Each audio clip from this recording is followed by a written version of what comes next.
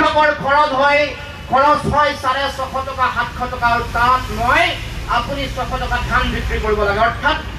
চৰকাৰৰ কোনো ধৰণৰ ব্যৱস্থা নাই বজাৰ নাই বজাৰত বিপণনৰ ব্যৱস্থা নাই বজাৰ নিয়ন্ত্ৰণ কৰাৰ চিন্তা নাই যিমান দালাল যিমান সিন্ডিকেট ৰাজ তেওঁলোকে গঢ়ি তুলিছে মই ভাবো যে এনেকুৱা ধৰণৰ কাম কাজ কেতিয়াও এনেকুৱা ধৰণৰ পৰিৱেশ অসমৰ ৰাইজে কেতিয়াও আগতে সন্মুখীন হোৱা নাছিল গতিকে এতিয়া 830 টকা আহিব ইয়াক প্ৰতিৰোধ কৰিবৰ কাৰণে আমি সকলোৱে ব্যৱস্থা গ্ৰহণ কৰিব লাগিব ৰাইজে মনত ৰাখিব লাগিব যে বিনামূলীয়া চাউল খাইছো হয় কিন্তু 60 টকাত আলু খাব লগা হৈছে 80 টকাত পিঁয়াজ খাব লগা হৈছে 160 টকাত মিঠাতেল খাব লগা হৈছে নিত্য ব্যৱহাৰ্য সামগ্ৰী এসেনশিয়াল কমোডিটি বুলি যেটো কথা আছিল হেতু আইন কৰি অতৰাই দিয়া হ'ল অৰ্থাৎ সুযোগ দিছে মধ্যভোগীসকলক দালালসকলক যাতে তেওঁলোকে অবাধ সিন্ডিকেট চলাব পাৰে আলু যিয়ে মন যায় তাৰে তেওঁলোকে দাম ল'ব পাৰে কাৰণ তেওঁলোকৰ নিৰ্বাচনৰ পুঁজি সংগ্ৰহ কৰিবলৈ তেওঁলোকৰ ওচৰলৈকে যিহেতু যায় গতিকে সিন্ডিকেট ৰাজৰ পাখা জাল মেলি দিছে আৰু এনেকৈ বিনামূলীয়াকে চাউল খাই 60 টকাত আলু খাৱাৰ এটা পৰিৱেশ সৃষ্টি হৈছে ৰাইজে একানে এতিয়া প্ৰশ্ন উত্থাপন কৰাৰ সময় আহি পৰিল এইটোৱে সময় যে আমি বিনামূলীয়াকৈ চাউল খাইছো হয় 60 টকাত কিয় আলু কৰ কাটল কিয় নিতৌ বাঢ়ে বিনামূলীয়াকৈ গেছৰ সংযোগ দিয়া পিছদিনাখনৰ পৰা গেছৰ দাম কিয় বৃদ্ধি হয় পেট্ৰল ডিজেলৰ দাম নিতৌ কিয় বৃদ্ধি হয় 100 টকা চৌচৌ অৱস্থা কিয় হ'ল এই প্ৰশ্ন ৰাইজে উত্থাপন কৰাৰ সময় আহি পৰিল 23 লাখ চাকৰি দিম বুলি কোৱা কথাৰ পাছত যিয়ে চাকৰি ওলাই তাতে অবাধ দুৰ্নীতি স্বজন তুফান যিমান পৰীক্ষা আহে সকলো পৰীক্ষাতে প্ৰশ্ন কাকত ফাদিল হয় টেস্ট পৰীক্ষাৰ শিক্ষাৰ্থীসকলে সদায় নিতৌ 10টাতকৈ বেছি ফোন তেওঁলোকে টেলিফোন ফোন কৰি কয় যে আমাৰ চাকৰি বাকৰিত অবাধ দুৰ্নীতি চলিছে বিভিন্ন ধৰণৰ বিসংগতি চলিছে বিভিন্ন ধৰণৰ কথা বতৰা দি দিয়া হ'ল তেওঁলোকৰ নিজৰ কথাৰ কাৰণে নিজৰ মানুহক স্বাৰ্থ সুৰক্ষিত কৰিবৰ কাৰণে এই গোটেই কথা বতৰা ঘটনা পৰিঘটনা চলিছে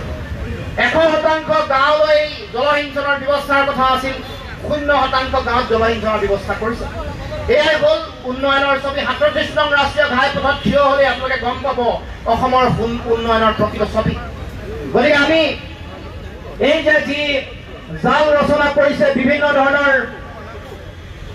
প্ৰদূষণৰ জাল মেলি দিছে ইয়াক এই জাল ফালি আমি পাৰ হৈ উত্তৰণৰ যাত্ৰাত আগবাঢ়ি আহিব লাগিব গতিকে মই সমগ্ৰ অসমৰ জনগণক ক'ব খুজিছোঁ আমি স্বাভিমানী হৈ জীয়াই থাকিব খোজো স্বাধীনতাৰ সময়ত অসমৰ জনগণে কেৱল মাত্ৰ লোন আমদানি কৰিছিল বাহিৰৰ পৰা আমি কোনো বস্তু কিনিব লগা পৰিৱেশ সৃষ্টি হোৱা নাছিল স্বাধীনতাৰ সময়ত ভাৰতবৰ্ষৰ ভিতৰত অসমৰ আটাইতকৈ বেছি জিডিপি আছিল আৰু আজি অসমৰ জিডিপি শেষৰ ফালৰ শেষ 5খন ৰাজ্যৰ ভিতৰত পৰিছে ইয়াৰ কাৰণে দায়ী কোন ইয়াৰ কাৰণে দায়ী আমাৰ যিসকল নেতৃত্বই ৰাজনৈতিক নেতৃত্ব অধীনে লৈ থাকিলে শেহতীয়াকৈ যিসকলে ৰাজনৈতিক নেতৃত্ব ল'লে আমাৰ হাতৰ পৰা সম্পূৰ্ণৰূপে উৎপাদনশীল চৰিত্ৰ কাঢ়ি লৈ যোৱা হ'ল চিন্তা কৰি খেতি য'ত হ'ব লাগে তাত এটা খেতি কৰি উৎপাদনশীল বস্তু উৎপাদিত বস্তু বিক্ৰী কৰিবৰ কাৰণে তেওঁলোকৰ বজাৰ নাই কৰোনাৰ সময়ত আমাৰ লাখ লাখ মেট্ৰিক টন আমাৰ পাচলি আমাৰ উৎপাদিত সামগ্ৰী পেলাই দিব লগা হ'ল গেলি পচি নাইকিয়া হ'ল শীতলীকৰণৰ কাৰণে ব্যৱস্থা নাই বিভিন্ন ধৰণৰ উৎপাদিত সামগ্ৰীৰ পৰা বেলেগ ধৰণৰ বস্তু উৎপাদন কৰিবৰ কাৰণে কোনো ধৰণৰ ব্যৱস্থা নাই কোনো ধৰণৰ উদ্যোগ প্ৰতিষ্ঠান নাই সম্পদৰ ওপৰত অধিকাৰ আজিলৈকে নিয়ন্ত্ৰণ কৰিব পৰা নাই আমাৰ সম্পদ আমি মাটিৰ তলৰ সম্পদ মাটিৰ ওপৰৰ সম্পদৰ ওপৰত অধিকাৰ আজিলৈকে অসমৰ জনগণে সাব্যস্ত কৰিবলৈ সক্ষম হোৱা নাই গতিকে এই কথাবোৰ মাটি ভেটি আমি সুৰক্ষা যে কৰিব পৰা নাই এই কথাবোৰ আগন্তুক দিনত জনগণে প্ৰশ্ন কৰাৰ সময় আহি পৰিলে গতিকে আমি আমাৰ নিজৰ চিন্তাৰে আগবাঢ়িব খুজিছোঁ আমি নিজৰ আদৰ্শৰে আগবাঢ়িব খুজিছোঁ আমাৰ কি পৰিকল্পনা আছে আমাৰ পৰিকল্পনাসমূহ সাকাৰ ৰূপ দিয়াৰ কাৰণে আমাৰ একশ্যন প্লেন কি থাকিব আমি আগৰ দিনৰ গতানুগতিক ভোকা চটিওৱা চলি যিটো ৰাজনীতি আছে তৰল যিটো ৰাজনীতিৰ পৰিৱেশ তেওঁলোকে তৈয়াৰ কৰিছে আমাৰ ৰাজনৈতিক সংস্কৃতি যিসকলে বিষময় কৰি তুলিছে সেই বিষময় ৰাজনৈতিক সংস্কৃতি নাইকিয়া কৰি অসমত এটা গুণগত ৰাজনীতিৰ পৰিৱেশ আমি তৈয়াৰ কৰিব খুজিছোঁ সুস্থ গণতন্ত্ৰ তৈয়াৰ কৰিবৰ কাৰণে আমি চিন্তা চৰ্চা কৰিছোঁ আমাৰ লক্ষ্য অসমত গুণগত ৰাজনীতিৰ পৰিৱেশ তৈয়াৰ কৰা অসমৰ মানুহৰ গণতান্ত্ৰিক কণ্ঠ কণ্ঠক যাতে তেওঁলোকে নেলু চেপা দি কণ্ঠ ৰুদ্ধ কৰিব নোৱাৰে, গণতান্ত্ৰিক চেতনা যাতে জীয়াই থাকে, আমাৰ গণতন্ত্ৰৰ সকলো স্বতন্ত্ৰ যিটো শক্তি, যিমানবোৰ স্বতন্ত্ৰ ব্যৱস্থা আছে, ইণ্ডিপেণ্ডেণ্ট ইনষ্টিটিউশ্যন যিমানবোৰ আছে, সকলোকে সুৰক্ষা দিয়াৰ দায়িত্ব আমাৰ সমগ্ৰ অসমৰ ৰাইজৰ থাকিব। গতিকে অসম জাতীয় পৰিষদে সেই চিন্তাৰে, সেই লক্ষ্যৰে আমাৰ পৰিকল্পনা প্ৰস্তুত কৰিব। গতিকে ৰাইজ, মই আহি থাকিবলগীয়া দিনসমূহত প্ৰলোভনৰ ৰাজনীতিৰ মায়াজাল ফালি আমি সকলোৱে আগবাঢ়ি যাব লাগিব। কিয় খাজানা আগতকৈ 3 গুণ বৃদ্ধি হ'ল সেই কথা প্ৰশ্ন উত্থাপন কৰিব লাগিব। কিয় নিতৌ কৰ কাটন বৃদ্ধি হয় সেই প্ৰশ্ন উত্থাপন কৰিব লাগিব। আৰু তেহে সেই চিন্তাৰে আমি আগন্তুক দিনত আমি স্বাভিমানী জাতীয়তাবাদ আমি অসমত প্ৰতিষ্ঠা কৰিব পাৰিম। 5 বছৰৰ কাৰণে নহয়, 10 বছৰৰ কাৰণে নহয়, ৰাইজ আমি সকলোৱে আগন্তুক দিনত সকলোৱে অংগীকাৰ কৰিব লাগিব। মহাপুৰুষ লাচিতৰ, মহাবীৰ লাচিতৰ প্ৰতিমূৰ্তিৰ তলত থিয় হৈ আমি সকলোৱে সংকল্প ল'ব লাগিব। 5 বছৰ 10 বছৰৰ কাৰণে নহয়, সৰ্বকালৰ কাৰণে এইখন অসমত আপোচবিহীন স্বাভিমানী জাতীয়তাবাদ যাতে এইখন অসম ভূমিত যাতে প্ৰতিষ্ঠা হয়। গতিকে ৰাইজ, মই আগন্তুক দিনৰ এই সংগ্ৰামী যাত্ৰাৰ প্ৰতি সকলোকে শুভেচ্ছা জনাইছোঁ। আমি আশা ৰাখিছোঁ আগন্তুক দিনত সকলোৱে অসম জাতীয় পৰিষদৰ এই নীলিম পতাকাৰ তলত থিয় হৈ পৃথিৱীৰ মানুহৰ মুখলৈ চাই ক'ব পাৰিম, বা পৃথিৱীৰ মানুহে, বিভিন্ন প্ৰান্তৰ মানুহে আমাৰ মুখলৈ, অসমৰ মুখলৈ চাই ক'ব পাৰিব যে পৃথিৱীৰ উত্তৰ পূব প্ৰান্তত এক ভৌগোলিক পৰিসীমাৰ ভিতৰত বসবাস কৰি থকা